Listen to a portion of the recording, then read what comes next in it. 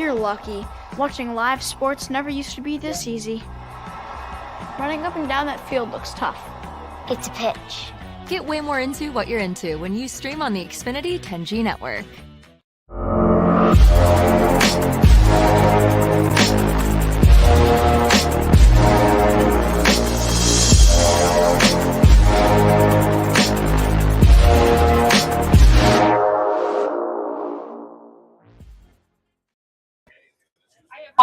Welcome to Inquirer Live at Gameday Central, sponsored by Xfinity, alongside EJ Smith. I am Olivia Reiner. We are coming at you live from FedEx Field, getting set for the Eagles matchup today against the Washington Commanders. EJ, how you doing? I'm doing well, Olivia. I had a lot of fall colors on my drive here. It was an easy drive. Sometimes that trip down 95 can be a little bit, stop and start, or, there can be an accident. So it was an easy drive. So I think it's a good start to the day, and I'm excited for the show. I felt like I was driving through a painting as I was driving down here. The foliage was absolute. Maybe the football will be just as beautiful as the scenery that I got to witness. We'll find out soon enough. Before we get into today's conversation, let's just remind all of you that you can be a part of it. If you head on over to inquire.com/Eagles Game Day, you can leave us a comment or a question, whatever is on your mind. We want to hear from you, and we can answer some of those questions toward the end of our show today in a segment we like to call the Fan Zone. All right, EJ, let's get right into it. We have a lot to discuss, especially as it relates to the health report. Let's start with quarterback Jalen Hurts. He appeared to be dealing with somewhat of a lingering leg issue last week against the Dolphins. It became more apparent toward kind of the second half. He put on a leg brace on his left leg and talked a little bit after the game that he was dealing with something. He was a full participant in practice this week. He wasn't even listed on the practice report, the injury report. That all being said, how do you feel like whatever it is that he is dealing with is going to impact him in today's game? Does it make you reminiscent of your Flyers coverage days, lower body injury, upper body injury there? No, I think that the thing that's going to be important to watch, especially early in this game, is if the Eagles incorporate him into the run game as much as we're used to seeing. I mean, in the second half of that game, after he had put on the knee brace, I think that he had maybe one run. It was a 12-yard scramble, but really, other than that and quarterback sneaks, we didn't see many designed runs for him. We didn't see many zone reads that he at least kept the ball on. So that's a big part of the Eagles' offense. And if they have to be cautious with that part of his game, then I think it's going to change the complexion of the offense. So again, that's going to be one of the things that I'm looking out for early in this game, is to see if he is a part of the run game, or if they maybe go more toward just default give. Jalen Hurts can't take and, kind of do what he's used to doing, attacking the backside of defenses. So, I definitely think that it's going to be something to monitor. Again, like you said, he seemed fine throughout the week. He wasn't on the injury report. Even in the second half, he moved well when he needed to move. Maybe he was a little bit more apprehensive to move. I think only he can really tell you that. But yeah, it's definitely something worth monitoring today. Mm-hmm. Something to keep an eye on, too. We just got the inactives list, and we've finally got some clarification now on whether or not defensive tackle Jordan Davis will play. He is active, so that's good. A good sign for the Eagles and their defensive front. He was the question mark heading into today's game. He was listed as questionable on Friday's injury report with a hamstring injury. He popped up on the injury report on Thursday, something that he apparently sustained during practice. How big is it that they're going to get their big guy right up front there today? Yeah, no, that's huge. No pun intended. Sometimes when you see a guy limited on a Thursday practice and then did not practice on Friday, you sort of wonder, because limited can also mean you left midway through practice. So, I almost wondered if he tweaked it in practice. The fact that he's active is definitely a good sign, especially against this Washington team that has had success last season, kind of like taking the air out of the ball against this Eagles offense, with how explosive this group can be at times. Some teams, go to that old school ball control, method where it's like try and sustain drives, run the ball a bunch, 3-4 yards at a time, keep the other offense off the field. That's not what we saw in the first matchup. But again, having Jordan Davis kind of takes that option away. The Eagles have been the best team in terms of efficiency, DVOA, stopping the run this year. And Jordan Davis is a big part of it, both literally and figuratively. Davis is not listed on the injury report. However, a big name who is listed on the inactives list today is cornerback Bradley Roby. He is out for a second consecutive game dealing with a shoulder injury. the Eagles have been having a hard time, not necessarily a hard time, but they've gone through quite a rotation of players at slot cornerback. This past week, most recently, we saw a lot of Eli Ricks in the slot. We saw some Josiah Scott in the slot. And we also saw inside linebacker Zach Cunningham take some snaps there. What is their most likely plan going into this week when it comes to the slot, EJ? Yeah, one person that wasn't a part of the rotation last week was Sidney Brown. I think it's because they needed him at safety. We'll talk about the plan at safety today a little bit later on, but I do think that he might figure into this as well. I think that they like Eli Ricks in coverage situations, in known passing situations. I think they like to put him in there. And again, it's like the slot is such a modern, in the modern NFL, playing the slot at receiver does not mean that you are a 5'9", shifty receiver who's a route running technician. You can be somebody who is a number one receiver and you're trying to get a matchup. So I think Eli Ricks is good in that spot because of that.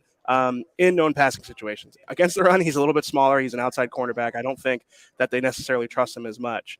That's where Sidney Brown comes in. I mean, Sidney Brown is super tough. We've seen him blow people up. We've seen him, blow blockers up this year. It's something the Eagles liked about him coming out of Illinois. So, I'd be curious to see if he gets some early down work. We saw him do that against the Rams, I think it was. But, he's kind of been cross-trained at a couple different spots and dealt with a hamstring injury that held him out for a few games. So, I think that the plan that you saw against the Dolphins will be a big part of it, but then I think you'll also see maybe some Sidney Brown in that position. Mm-hmm. One last notable thing as it relates to who's playing today is the fact that the Eagles had one practice squad call-up. Wide receiver Julio Jones will also be active in today's game. He made his Eagles debut last week. He took 16 offensive snaps, and he was targeted once, one reception for 3 yards. EJ, how much more should fans expect to see of Julio Jones in today's game? Maybe a little bit more, but I wouldn't get too far ahead of ourselves here. I mean, I think the reason that he, was available when he was is because he's not quite the player that he once was, which is not a slight on him as so much as just reality. Father time is undefeated. That's the expression. And for him to come in here and be what he used to be would be pretty remarkable. But I do think that, when he came here, I think I was talking to a few other reporters and I said like 24 catches, this season might be, a decent number for him, maybe 24 to 30 catches over the next couple, over the course of the season. I think he's going to have a small role, but I do think he's going to have an important role. He's really the only reserve receiver, as long as Quez Watkins is out, who can play on the outside with like a, credibility to it at least. Olamide Zaccheaus, Britton Covey, Devin Allen, all those guys are more inside receivers, or, Devin Allen is kind of just a special teams ace. So I think he's important to this offense, but I wouldn't expect his role to expand much more, than a couple of catches a game. Last week, Julio Jones made his Eagles debut against the Dolphins. This week, we've got another debut for the Eagles, and this transitions us nicely to our latest headlines segment. Safety Kevin Byard was acquired this week from the Tennessee Titans in exchange for 2 2024 draft picks and safety Terrell Edmonds. The Eagles are getting a veteran safety out there to really help in coverage, especially getting back safety Reed Blankenship. He's another player that the Eagles are going to welcome back in their lineup. So we get the potential to see 2 Middle Tennessee guys out on the field today. EJ, what does Byard's acquisition mean in the grand scheme of things, not just necessarily in today's game, but what kind of message does it send going forward for this team? Yeah, I think the message it sends is that this team is, ready to win. And I think that Howie Roseman is trying to load up just like he has the last few seasons. This is something that they do. They're aggressive to try and, improve their Super Bowl odds, at this point in the year. In terms of what Byard brings, I think he brings a competency to that position that they were sort of lacking beforehand. They came into the season light at safety, and they've had injuries every week. So they really have had a lot of different combinations throughout the season. And now, barring injuries, and we can talk about Kevin Byard's really durable. I don't think he's missed a game in his career. I think that's huge for this group because of how many injuries they've dealt with. And, with Reed Blankenship and Kevin Byard, you have 2 starters who you can trust back there. And I think Byard especially is so versatile that he's complementary to Blankenship. Blankenship can play deep safety. He can make plays in that area of the field, kind of playing center field at times. And Byard is a guy who can do everything.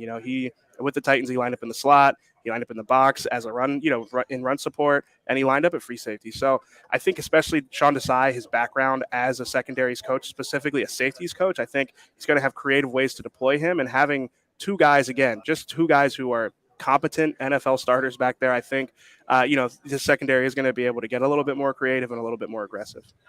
Mm-hmm. Defensive coordinator Sean Desai has had quite the number of secondary different faces that he's had to work with every single week. We mentioned that safety Reed Blankenship will be returning this week after missing last week's game against the Miami Dolphins with a ribs injury. It's a pretty big deal. It's getting healthier is certainly a good thing for the secondary. That being said, Desai has been able to get a lot out of the players that are on the field. Whoever's out there, he seems to find a way to work with them, especially last week against the Dolphins. The defense only held them to 10 points. That's the number one offense in the league, aside from the pick six, which obviously the defense was not out on the field for. Why has Desai been so successful at getting the most out of a really mixed lineup? Yeah, so I wrote about that. Thank you for teeing me up. I wrote about Sean Desai in this Sunday's Inquirer, and kind of the method to his, I don't want to call it madness, but, what's behind it, I guess. He's had an unconventional path to football. He only played a little bit in high school, doesn't have that like ex-player, profile that you sometimes see at defensive coordinator. And I think it's working because he has like a looser approach. A lot of the young guys that I talked to mentioned that how calm he is on the sideline really helps them. They get nervous, they get worked up during the game, and he's kind of the one that's steady for them. And I think, I mentioned like he goes through like individual drills with the defensive linemen on Fridays. I think he has like a duality to him. Sometimes, they talk about high detailed meetings and intense game planning sessions where he's kind of making sure that they know all the details of the scheme for that week. He does a good job synthesizing it. That's another thing. This guy has a doctorate in education administration. He's, one of these high education type people. I think that the thing that makes him, has made him successful is his ability to kind of break it down to what people can understand. So there's a lot that goes into it. I'm not trying to, make it seem like it's that easy. But he definitely has, the results speak for themselves. Guys like Eli Ricks, Josh Jobe, Mekhi Garner played a little bit. They've got Sidney Brown playing in multiple different positions.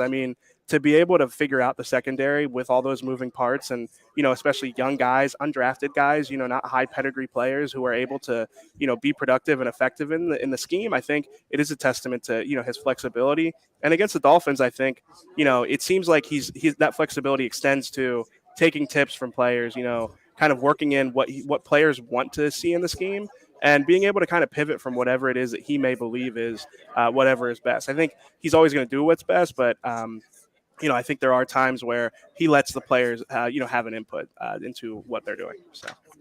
Mm-hmm. It's an impressive feat for Desai so far. Speaking of impressive feats, let's transition over to the Eagles offense. Namely, wide receiver A.J. Brown has been on a tear the last 5 games, 5 straight games that he's had with over 125 receiving yards. And if you think back to the last time the Eagles played the Commanders in week 4, that was his best day of this stretch, 175 receiving yards, going up primarily against rookie cornerback Emmanuel Forbes. If you look back a couple weeks ago, Forbes was inactive against the Falcons. He's kind of had a bit of a rough stretch ever since that game. And last week, he only played 5 defensive snaps against the Giants. All eyes are going to be on AJ today. How differently do you think the Commanders will try to play him in an effort to try to limit his impact in today's game? Yeah, I think that they're going to have to try something different. I think it's, in the first matchup, their plan was to just have Emmanuel Forbes, their first-round rookie, just follow one of the best receivers in the NFL and do what you can in man coverage. And, listen, I feel bad for that guy. That's a really hard assignment for even the best corners in the NFL. The fact that they put him out there, sink or swim like that, and then a couple weeks later benched him, that's honestly like more on the coaches than anything else, in my opinion. I thought Emmanuel Forbes looked good when he was coming out of college, and to put him in that situation that early, I think is contributing to what his struggles, I would say. So, I think that they're probably going to have a more conventional approach. I think there's going to be some double teams for A.J. Brown. I think, it's going to be a matchup that they have to key in on. And, maybe we'll get to that later, how that might open things up for some other people, some people who I maybe have been picking at the end of these shows for a couple of weeks. But, I definitely think the game plan is going to have to be different. I don't think it's a sustainable approach to just say, we're gonna put our number one corner on A.J. Brown and just hope that that guy can just take him away. He's been on an unbelievable stretch, and even for teams who do try to take him away, he's a huge part of their offense. Like Jalen Hurts will throw him the ball double covered. Jalen Hurts will throw the ball to him when there is tight coverage. AJ is one of the highest, has one of the some of the most contested catches of any receiver in the NFL. So I do think that you have to try and take him away, because even if you do, there might be opportunities for turnovers, or for just to kind of unsettle the Eagles offense.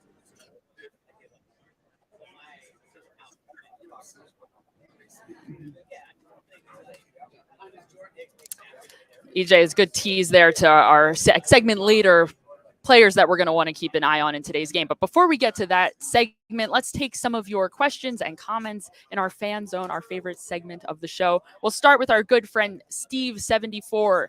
Steve says, I think the D-line can get at least 4 sacks, as quarterback Sam Howell is on pace to get sacked over 90 times this season. That's a yikes. Howell has 40 sacks so far this season. That is quite a few. He has had a dirty jersey quite a bit throughout the season so far. How likely is it that the Eagles pass rush is going to be able to get through this offensive line and try to put Howell under, not only under pressure, but get him sacked? Yeah, that was really the thing that was missing in the first game, in my opinion. When you watch those last few drives where the Washington offense was really having a lot of success, it was kind of notable how Howell was able to get the ball out quickly, and was really not affected by the rush as much. There were a lot of times where you really couldn't fault like the call or the players too much in how that last drive went. It was just more about the Washington having a lot of time to throw, and really taking advantage of whatever the call was. So the Eagles were in a lot of off coverage, but then they tried press coverage. There were a lot of things that went wrong on that last drive. So I definitely think that the pass rush is going to have to be a big factor today. I think that Hassan Reddick kind of had his like coming out game that game. So there's definitely going to have to be. I mean, that's the formula for the Eagles defense all year, is to affect the quarterback and kind of hold things down on the back end. So definitely a big part of this game plan, I'm sure, for them, and it's going to have to be when you look at the teams that have had success against Washington, they've all been able to get to Howell.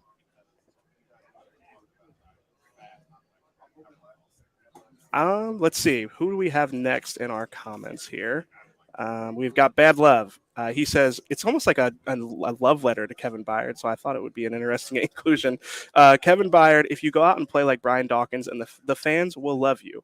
I will love you, and number 5 will always love you. For some of you, longer-term Eagles fans, you might appreciate the number 5 will always love you call there. But, yeah, Kevin Byard grew up idolizing Brian Dawkins. He's from West Philadelphia, 52nd and Lancaster. And, it's sort of a full circle moment. He used to watch Brian Dawkins highlights before his high school games when he started playing safety.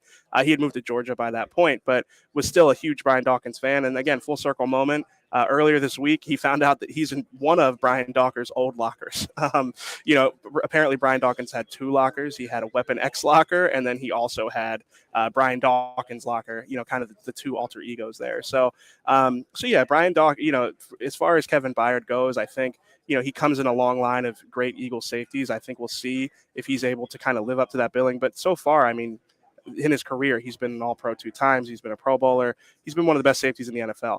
What's weird is that he hasn't really affected the ball as much as he's used to in his career. But when you look over some of his, career, some of the last few seasons, he is somebody who seemingly makes more of an impact as the season goes on. So yeah, I think that, again, like I mentioned earlier, that the Eagles have some credibility on the back end that they didn't have the last 7 games, and I think that could really open things up for this defense. Mm-hmm.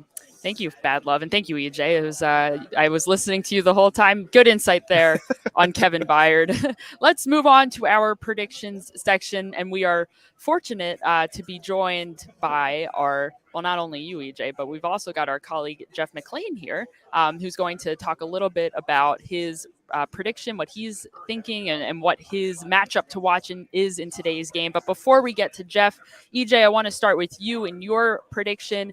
Who do you got in today's game? What is going to be the final score? Yeah, I have the Eagles winning 27-14. I think this is going to be a lower scoring game than the first meeting, where I think if you just look at how much different these two teams are from that first meeting, the Eagles defense has only gotten better really since that game. And, the Eagles offense, while it has, had some productive days, I think that this is the type of game where I'm a little bit curious about Jalen Hurts' health. I'm curious about how the offense copes without him maybe being as big a factor in the run game. And I don't think that they're going to have to put up a ton of points. I think when you look at this Washington offense, it hasn't been, I mean, their best game was against the Eagles, a month ago. Maybe that's a sign that they're going to put up a lot of points, but I think it's probably a sign that they're going to regress back to the mean. So, yeah, I have a lower scoring game. I think that, the Eagles should be able to kind of get sort of a ho-hum win here a little bit. I don't want to, I know that the players are always going to talk about division matchups always, lend to strange things happening in closer games than you might suggest. But I do think that the Eagles just have such a talent advantage. So, yeah, I went 27-14 Eagles. All right, that's awesome, EJ. Thank you for your prediction. We'll see if you're right. I'll be grading you after the game. Let's bring on Jeff now. Jeff is going to give us his prediction and more importantly, his matchup to watch. Jeff, good to see you. How are you? Hi guys, thanks for having me here. Yeah, I think when we look at this game between Washington and the Eagles, it's really going to come down to Sam Howell. Can he play as well as he did in that last game? I think he shocked a lot of people how accurate he was, but it wasn't just his arm; it was his legs. He ran for 40 yards, and I remember Darius Slay saying after the game that caught them by surprise. So I'd imagine they'll be a little more prepared for that. But the reason why he was running was because he was under a lot of pressure, and that's been the issue for Washington for the most part this season. Is he's been getting sacked a lot. He got sacked 6 times last week. That's part of the reason why they only scored 7 points. And if you look at the numbers, sacks per pass attempt, the Commanders are second worst in the NFL in that number. So look, you have the Eagles off defensive line is obviously one of the strengths on the team. They go 9 deep if they want to. We just found out Jordan Davis is going to play. The hamstring is good enough for him to be out there. I know obviously that factors more in the run game, but certainly he's shown that he can get to the pass rushers. That helps the depth of that unit. So if they can get to Howell and they can get to him a fair amount, I just find it hard to believe that the Commanders are going to win this game. Offensively, on their line, Angie Wiley at right tackle is a guy that Hassan Reddick knows very well. They faced each other in the Super Bowl. I guess you could say that Wiley won that matchup, but the last time they played, Reddick finally got off to Schneid and had his first sack of the season, and that happened to coincide with the fact that he no longer had that cast on his surgery repaired thumb. So I think that's certainly a matchup that I'm going to be looking for later today. Awesome, Jeff. Thank you so much for your insight. So, Jeff, you predicted a 27-17 final score. I'm going 1 less point for the Washington Commanders. I've got 27-16 Eagles victory. Maybe a couple field goals there, a few field goals there for the Washington Commanders. But yes, it looks like, across the board, the Eagles boast the favorable matchups position-wise. And we've also, I think I've been encouraged and inclined to pick the Eagles in this case, just by the fact that they continue to progress in every area of the game as the weeks go on. After that New York Jets games a couple weeks ago, they have responded well, rebounded well, played a good game against the Miami Dolphins. Even when quarterback Jalen Hurts threw a couple interceptions, he responded well. So they aren't taking these wins for granted, and they're continuing to build on the things that they've done week in and week out. Don't think we can necessarily say the same about the Washington Commanders, who have been 1-2 since the Eagles last played them. So going 27-16 Eagles. And that is going to do it for our segment here. We can put our crystal balls away. Thank you, Jeff, for joining us. EJ, let's transition over to our Inquirer player picks segment of our show. And listen, you already teased to it. You've been keeping an eye on one player, even if you haven't always mentioned it on our show, but you have been always zeroing in on this one player in this particular segment. Will you be going back to him in today's show? Yeah, I know I've mentioned it before that, being wrong, it's just, listen, at some point you're going to be right. So you might as well just stick with it, and then once it happens, I can say I knew it all along. So, I've kind of been waiting for the Devontae Smith, game as teams start to, pay more attention to A.J. Brown. I think I predicted him in the first game against the Commanders as well. I think I really have been doubling down on this, and I'm going to stick with it. I remember watching him have one of his best games of his career in this stadium last season. So, I think eventually teams are going to really key in on A.J. Brown. I think the way that he's been playing, teams are going to have to deploy more resources to him. And at some point, DeVonta Smith is going to be the beneficiary of that.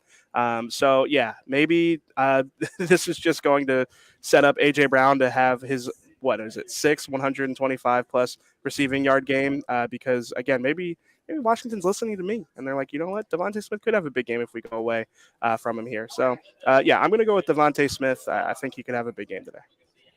EJ Smith picks DeVonta Smith. I see a trend there.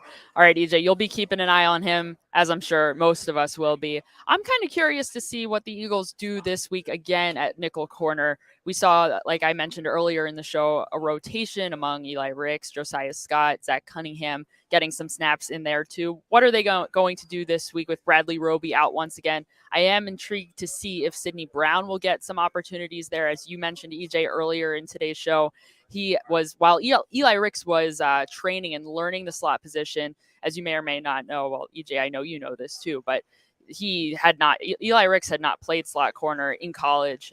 So he's learning a new position. Going from outside to the slot is a little bit different for him. So he's been in the meeting rooms, learning the position, and all that time that he was in there this past week with the gearing up for the Miami Dolphins game, Sidney Brown was also there learning the position as well. We've seen Brown in that role a little bit throughout the season, but perhaps today with Blankenship back and Byard making his debut, maybe that gives him an opportunity to get some reps in the slot as well. So that'll be something that I'll be keeping an eye on in today's game. So certainly something for all of you. And EJ, do you have any thoughts before we wrap things up here?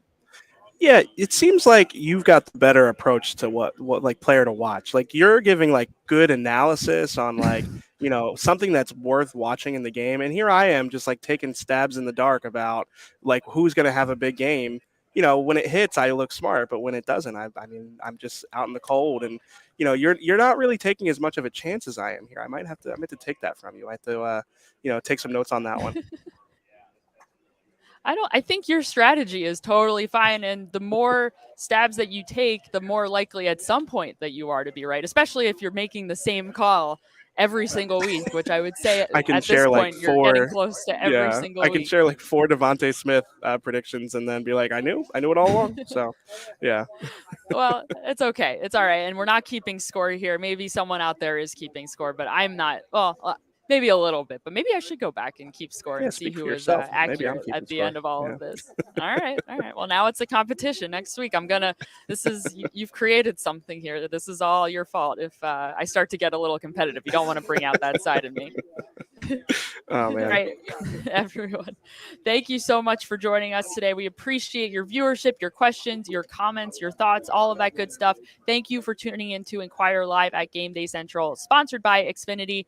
That all being said, as much as we've talked about today's game, we are not done having this discussion with all of you. You can head on over to inquirer.com/Eagles Game Day to follow along as the game goes on. We will be posting comments, questions, answering your comments and questions, and having a discussion about today's game. I'm really looking forward to seeing you all in there. Yeah, and remember to stay up to date on all of our Inquirer sports coverage by subscribing to our Sports Daily newsletter. You'll see our most recent articles along with other Phillies, Sixers, and college sports coverage. A lot of the articles referenced throughout this segment will also be in there. Lots of coverage coming out of the Phillies beat with their season ending. And of course, the Sixers just started their season. You can also keep up with Philly's most seasoned beat reporter on Uncovering the Birds with Jeff McClain. He's been dropping lots of new episodes, so make sure you check that out wherever you get your podcasts or go to inquirer.com/podcasts. That's all for today, everyone. Thank you so much for tuning in to Gameday Central, sponsored by Xfinity.